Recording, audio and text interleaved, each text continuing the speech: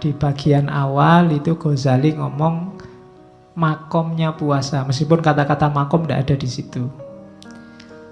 Jadi makom, kedudukan puasa bagi umat Islam, katanya Ghazali, puasa itu seperempatnya iman.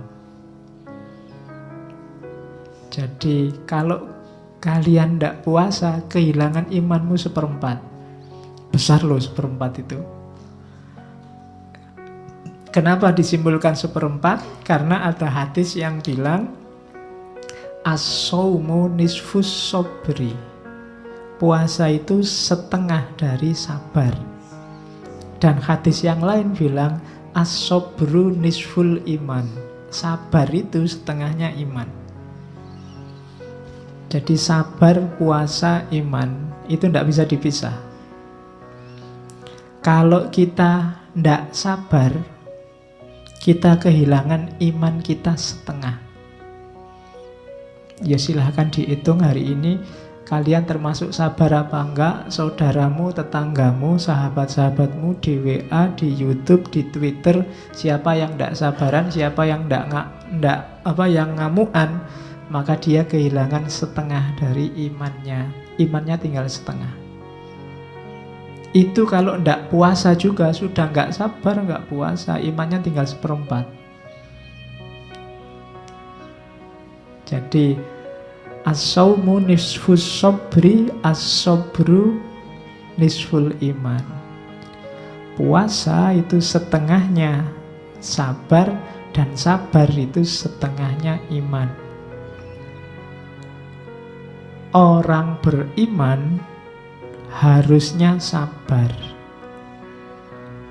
Dan di antara jalan untuk menemukan sabar itu puasa.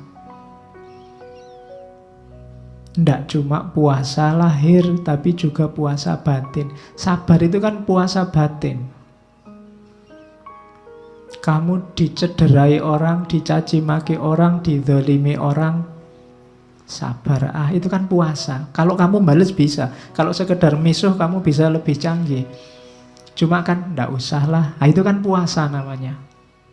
Kalau puasa lahir kan, kalau mau kamu bisa minum banyak tapi ndak minum. Kalau mau kamu bisa makan tapi nggak makan. Kalau puasa batin kan juga begitu. Kalau mau, kalau sekedar kamu dimaki orang, kalau sekedar maki-maki, bisa 3 kali lipat lebih dahsyat daripada dia. Cuma ndak, itu kan sabar. Jadi seorang beriman, dia cirinya antara lain sabar. Dan orang bisa sabar itu adalah orang yang mau puasa. Orang yang tidak siap puasa biasanya tidak bisa sabar. Orang tidak puasa itu apa? Yos, pokoknya apa yang ada di hatinya diucapkan begitu saja. Apa yang diinginkan diraih begitu saja, tanpa mempertimbangkan positif negatifnya. Sabar itu kan bisa sabar dari dan juga sabar untuk.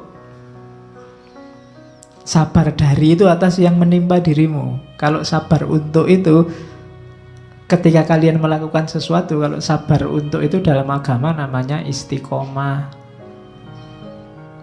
Tiap hari tak coba sholat duha, itu sabar untuk. Istiqomah terus sholat duha, sabar dijalani terus.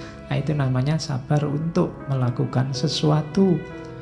Ada juga sabar dari, atas yang menimpa, atas yang kita alami, kita sabar.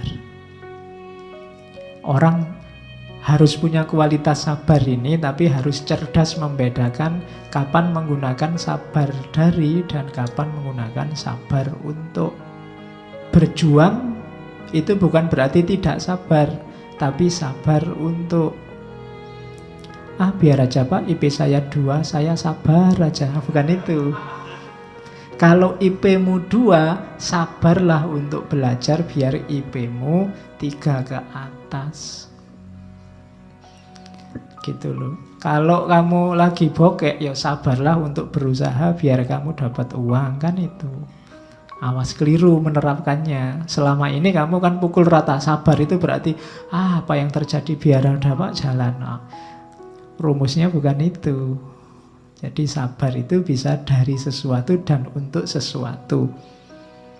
Tapi untuk membedakan mana yang dari, mana yang untuk, kita butuh satu hal, namanya kebijaksanaan.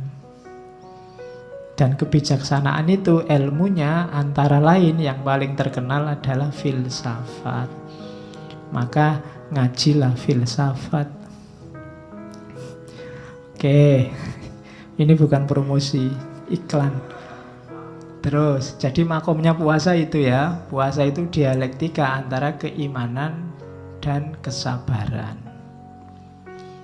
Terus, jangan lupa ini makomnya. Jadi, kalau ada, harusnya besok waktu bulan puasa tidak ada orang ngamuk. Dan nggak ada orang males. Puasa kok malah males-malesan, ini harusnya dia kehilangan sabar untuk. Puasa kok ngamuk, berarti dia kehilangan sabar dari. Dua-duanya harus hidup. Kalau puasa kan kadang-kadang di kantor-kantor, di kampus, jam kerjanya malah dikurangi. Ya karena puasa, ya ndak apa-apa, asal produktivitasnya tidak menurun. Ya tetap bagus, dikurangi ndak apa-apa. Terus, jadi makomnya itu ya, dialektika antara sabar dan iman dan puasa. Jangan lupa, kuncinya di situ nanti.